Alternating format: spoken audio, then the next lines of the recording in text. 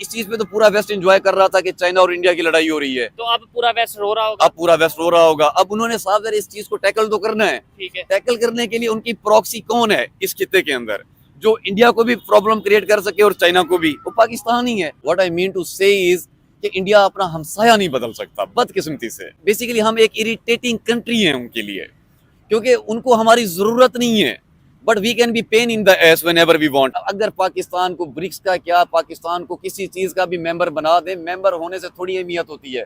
Member तो इस time Ethiopia भी है ब्रिक्स का, उसने क्या कोई अचीवमेंट हासिल कर ली। सिर्फ मेंबर होना काफी नहीं, आपकी फेस वैल्यू भी हो, तो मोदी जैसी फेस वैल्यू आप कहाँ से लाएंगे, प्यूटन जैसी कहाँ से लाएंगे। इस टाइम दुनिया में एक ही इंडिया कंट्री है जिसके एम्बेसडर इस टाइम इजराइल में मौजूद हैं और ईरान में भी मौजूद हैं। तो ये बात ईरान को भी बहुत अच्छे से पता है कि ईरान और इजराइल वार के अंदर इंडिया कितना बड़ा रोल प्ले कर सकता है। जब आपके एम्बेसडर ही नहीं रहे, टेबल टॉक ही आपने खत्म कर दी, तो वार, क्योंकि जितनी भी वार हो जाए खत्म तो टेबल टॉक पे होनी है। चाइना को इस चीज़ के लिए सबसे पहले पाकिस्तान से पूछना चाहिए था, ताकि आपको भी पता है कि इंडिया और पाकिस्तान की कितनी गहरी दुश्मनी है और कितने गहरे मामलात ख़राब हैं इनके। तो चाइना को भी चाहिए था कि वो अगर हमारे किसी ऑपोजिट पार्टी से या ऑपोजिट मुल्क से जाके हैंडशेक कर रहा है तो सबसे पहले हमसे पूछना चाहिए। चाइना जो ना वो एक सुपर पावर है, ठीक है, लेकिन उससे बड़ी सुपर पावर जो है वो अमेरिका है, ठीक है।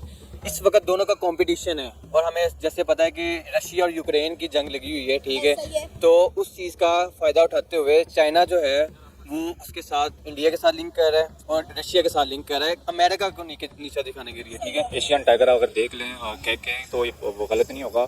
उनकी इकोनॉमी इस तरह की है कि वो आपको इस time as compare to European countries और अमेरिका को टक्कर दे सकती है। डंपिंग की टेक्निक को यूज़ करते हैं, इकोनॉमिक का एक लाइन है वो, तो ऑब्वियसली हर मुल्क अपने मफाद की तरफ जाता है। और इंडिया जितनी पॉपुलेशन है, जितनी एक बड़ी मार्केट है वो, तो ऑब्वियसली अपनी मफाद के लिए वो जाएंगे चाइना के पास। हेलो दोस्तों, जैसा कि आपने हाईलाइट में देखा, चीन ने गुरुवार को कहा कि प्रधानमंत्री नरेंद्र मोदी और चीन के राष्ट्रपति शी जिनपिंग के बीच बुधवार को रूस को कजान में हुई मुलाकात बहुत ज़रूरी है, क्योंकि द्विपक्षीय संबंधों को बेहतर बनाने के लिए ज़रूरी आम समझ पर पहुंचे हैं।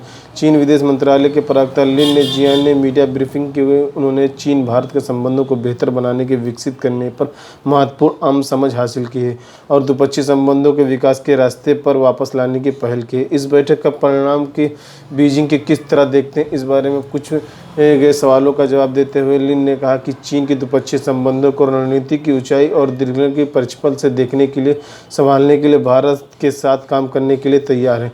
लिन ने कहा कि चीन के संचार और सहयोग को बढ़ाने, रणनीति आपसी विश्वास को बढ़ाने के लिए, मतभेद को ठीक से संभालने के लिए द्विपक्षीय संबंधों को जल्दी से जल्दी स्थिर विकास के रास्ते पर वापस लाने के लिए तैयार है।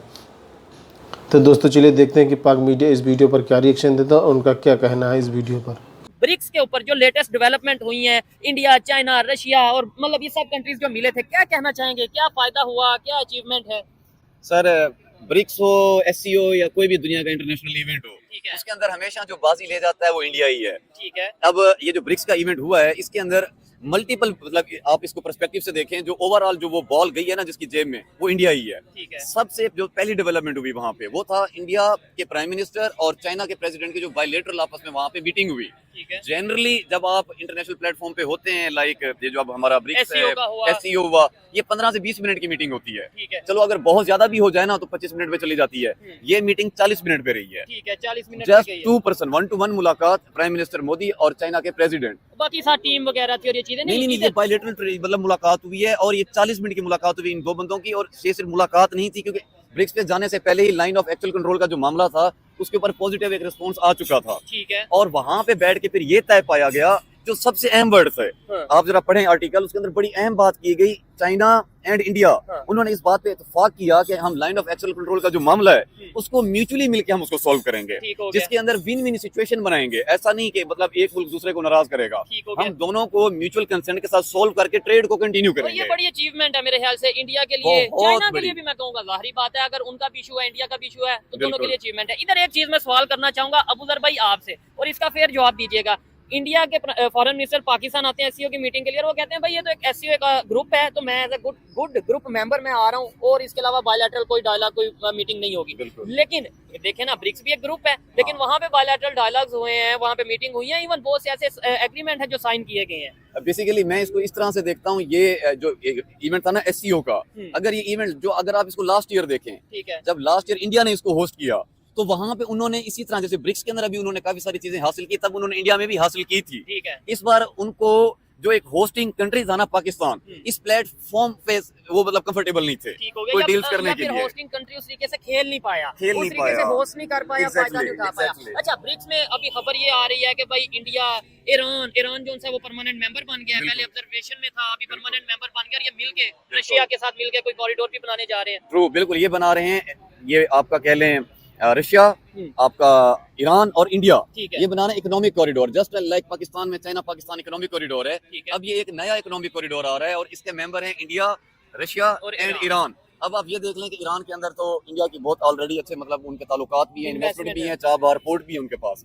तो इस कॉरिडोर के जरिए वो मिडल ईस्ट में एंट्री करेंगे, सॉरी सेंट्रल एशिया में, और वहां से फिर आप मिडल ईस्ट में जाएं या यूरोप में जाएं, जिस तरफ भी जाएं। तो बेसिकली उन्होंने अपना इकोनॉमिक कॉरिडोर को मजीद एक बड़े पैमाने पे इसको हासिल कर लिया है, इसको इवेंट के जरिए। ठीक हो गया। अब उधर भाई पाकिस्तान देखें, अगर नेबर कंट्री ईरान है, अब उस तरीके से जाहिर बात है उनकी जो इकोनॉमिक टाइज हैं वो इंडिया के साथ ज्यादा बेहतर हो जाएगी। बिल्कुल। अफगानिस्तान की में बहुत ज्यादा इन्वेस्टमेंट है इंडिया की। बिल्कुल। पाकिस्तान आइसोलेट होता नजर नहीं आ रहा जैसे इंडिया के हाथों, मतलब अगर देखा जाए तो ईरान, अफगानिस्तान, जितने भी इर्द के कंट्रीज हैं इंडिया से रिलेशन, इवन चाइना, अब तो मतलब हम ये भी नहीं कह सकते, पहले तो ये कहते थे जो भी है चाइना ही अकेला भारी हमारे लिए बड़ा है कि ऐसे हमारा है। दोस्त है, फ्रेंड है, वो भी देखें, वो भी इंडिया के साथ, वो भी समझ गया कि इस टाइम इंडिया को नाराज करना बेवकूफी है।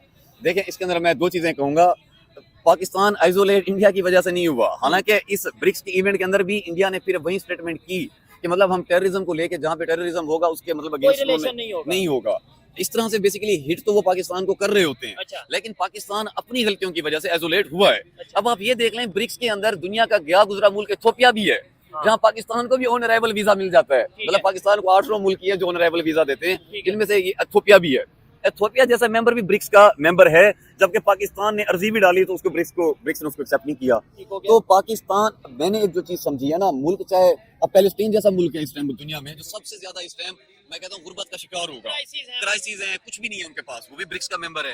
तो जो कंट्रीज ब्रिक्स के मेंबर हैं उनके लिए एक कंडीशन कंफर्म है, जो चीज मैं समझाऊं, कि वो सोवरन हो। ठीक है। जैसा कि मैंने अपने लास्ट इंटरव्यू में कहा, वो कंट्रीज जिनकी फॉरेन पॉलिसी बाहर के मुल्क से डिक्टेट नहीं होती, वो ब्रिक्स के मेंबर हैं। पाकिस्तान अगर ब्रिक्स में भी जाता तो अमेरिका के थ्रू डिक्टेट नहीं अमेरिका के थ्रू, अब अगर पाकिस्तान ब्रिक्स में भी जाता तो ब्रिक्स के अंदर एंटी वेस्ट तो नहीं है, लेकिन वो नॉन वेस्ट का 100% वो एलिमेंट एग्जिस्ट करता है ब्रिक्स के अंदर। वो हम आगे आते हैं कि कैसे, जिस तरह उनकी उन्होंने करेंसी की तरफ लेके जा रहे हैं, इसराइल को लेके मामलात हुए हैं, डी डॉलराइजेशन के मामलात हैं। ठीक है। अमेरिका आपको नहीं लगता ऐसी सिचुएशन में परेशान नजर आ रहा होगा, या इवन आने वाले टाइम में मजीद परेशान हो सकता है? जैसे आपने करेंसी की बात की है कि अब ट्रेड डॉलर की बजाय इनके जो कंट्रीज हैं, ग्रुप है इस कंट्री के आपस में होगी, लोकल करेंसी में होगी। मैं इस पे भी जवाब देता हूँ, पहले मैं पिछले वाले सवाल का हल्का सा कंप्लीट जवाब दे देता हूँ। ठीक है। एक तो ये हो गया पाकिस्तान की अपनी नाअहली है, ठीक है। क्योंकि वो अपने आप को इंटरनेशनल प्लेटफॉर्म पे सुरखरू कर ही नहीं पाता, मनवा ही नहीं पाता। और दूसरा सवाल आपने किया था कि अब ईरान इंडिया के साथ अच्छे रिलेशन, तो है। हमारे पास तो एक बच्चा कुछ चाइना ही था ना, जिसका हम कहते थे चलो बड़ा फ्रेंडली कंट्री है, अब वो भी इंडिया के पास चला गया। ठीक है। तो इसके अंदर मैंने आपको हमारे लास्ट व्लॉग में भी कह दिया था कि मे अल्लाह फॉरबिड अगर आज भी वार हो जाती है तो इंडिया को जो कंट्री, मुस्लिम कंट्री जो सबसे पहले सपोर्ट करेगा वो ईरान है। तब आपके लिए बात बड़ी हैरान कौन थी, हाँ, तब आपके लिए बात बड़ी हैरान कौन थी कि ईरान तो हमारा वो मतलब कंट्री है, मुस्लिम कंट्री तो है, मैंने कहा neighbor था country नहीं, है। वो इंडिया को सपोर्ट करेगा। मेरी वो बात अब यहाँ पे और ज्यादा क्लियर हो ठीक है। गई है। ये एज हम सभी जानते हैं कि चाइना जो है ना वो एक सुपर पावर है, ठीक है, लेकिन उससे बड़ी सुपर पावर जो है वो अमेरिका है, ठीक है। इस वक्त दोनों का कंपटीशन है और हमें जैसे पता है कि रशिया और यूक्रेन की जंग लगी हुई है, ठीक है, तो उस चीज़ का फ़ायदा उठाते हुए चाइना जो है वो उसके साथ इंडिया के साथ लिंक कर रहा है और रशिया के साथ लिंक कर रहा है अमेरिका को नीचा दिखाने के लिए, ठीक है। जैसे कि हमें पता है कि अमेरिका इसराइल को सपोर्ट कर रहा है, तो इसी तरह रशिया जो है वो उसको सपोर्ट करने के लिए चाइना भी है, पाकिस्तान भी है और इंडिया भी है, ठीक है। एक तो सबसे बेसिक रीज़न ये वाला है। और दूसरी बात ये कि अगर हम इंडस्ट्री की बात करें, ठीक है, चाइना इस वक्त सबसे ज़्यादा एक्सपोर्टर है, सबसे बड़ा एक्सपोर्टर है, उसके बाद इंडिया है, ठीक है। तो अगर इन दोनों के क्लैशेस आपस में रहेंगे, अगर हम अपनी बात करें कि हमारी 25 करोड़ आबादी है और इंडिया की जो है वो 2.25 अरब आबादी है, ठीक है, तो सबसे ज़्यादा बेनिफिट चाइना वालों को इंडिया से होगा, नॉट अ पाकिस्तान या किसी भी स्मॉलेस्ट कंट्री से, ठीक है। तो वो सबसे इकोनॉमी का अगर हम हब देखें, ठीक है, तो वो सबसे ज़्यादा इंडिया जो है वो मेन हब है उनकी इकोनॉमी के लिए, चाइना के लिए।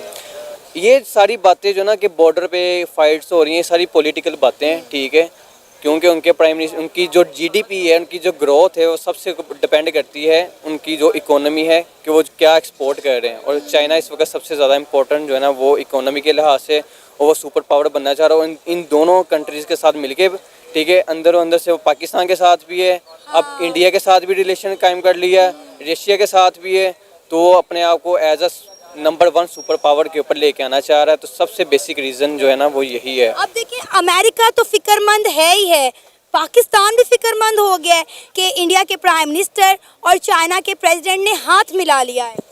कोई इशू नहीं है, ठीक है, कोई इशू नहीं है। इसमें जो मेन फ़ायदा है वो चाइना का ही है। चाइना हमारा दोस्त मुल्क है, जैसे वो हमारे मुल्क में आके वो इंडस्ट्री लगा रहे हैं, इंपोर्ट कर रहे हैं, ठीक है, एक इंपोर्ट एक्सपोर्ट का जैसे सी पैक का मंसूबा है, ठीक है। इसमें सिर्फ हमें नहीं फ़ायदा, चाइना को भी फ़ायदा है, ठीक है, इसी बल्कि उनको ज़्यादा फ़ायदा है, ठीक है। तो इसी तरह अगर वो इंडिया में जाएंगे, जैसे उनके क्लैशेस अभी रिसेंटली उनकी आर्मी के साथ क्लैशेस थे, ठीक है, तो बेसिक जो था वो अब उन्होंने अपने क्लैशेस ख़त्म किए हैं, ठीक है। ये मेरे ख्याल से एक बहुत अच्छा एक रिलेशन चलना चाहिए।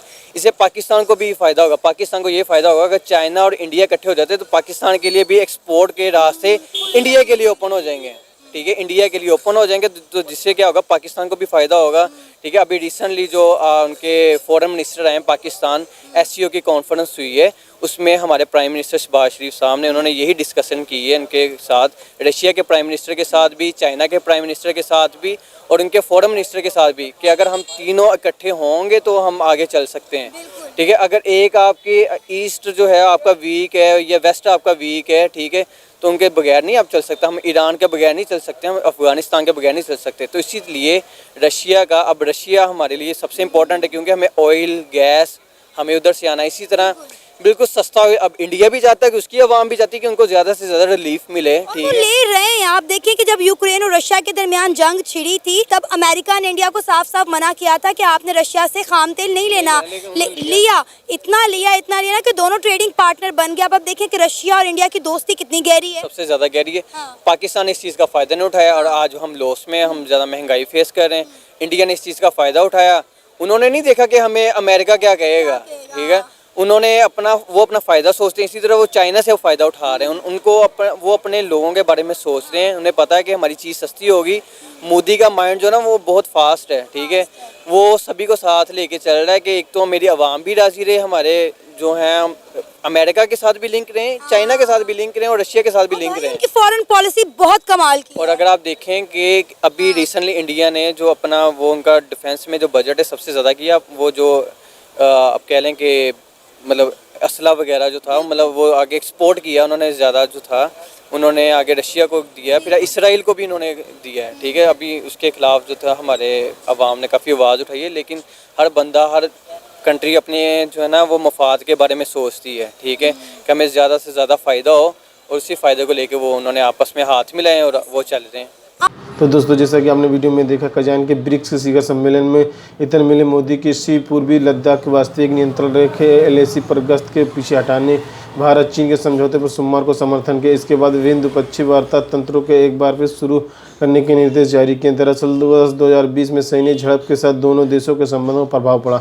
लिन ने कहा कि दोनों पक्षों का मानना है कि यहाँ पर बैठने रचनात्मक और इसके बहुत महत्व है। इन्होंने कहा कि चीन के संबंधों को रणनीतिक ऊंचाई और दीर्घकालीन परिप्रेक्ष्य से देखना और संभालना, विशिष्ट असहमतियों को समग्र संबंधों को प्रभावित करने के लिए रोकने और बेहतर संबंध स्थापित करने के लिए सहमति है। उन्होंने कहा कि दोनों पक्ष संचार और सहयोग को मजबूत करने, अपने विदेश मंत्रियों और अधिकारियों के बीच विभिन्न स्तरों पर बातचीत करके रणनीति के आपसी विश्वास पर बढ़ाने पर सहमत हुए, ताकि संबंधों को जल्द ही जल्द स्थिर विकास और आपस लाया जा सके। वार्ता ने कहा कि दोनों नेताओं ने चीन की सीमाओं को सवाल विशेष प्रतिनिधित्व तंत्र को अच्छे उपयोग करने के लिए, सीमा में शांति और सहमति सुनिश्चित करने के लिए निष्पक्ष उचित समाधान खोजने, बहुपक्षीय मंचों पर सहयोग बढ़ाने, विकसित देशों को साझा हित में रखने के लिए सहमति व्यक्त की है। दोस्तों, वीडियो कैसा लगा अपनी राय कमेंट बॉक्स में जरूर दें। वीडियो पसंद आए तो लाइक और सब्सक्राइब करना ना भूलें।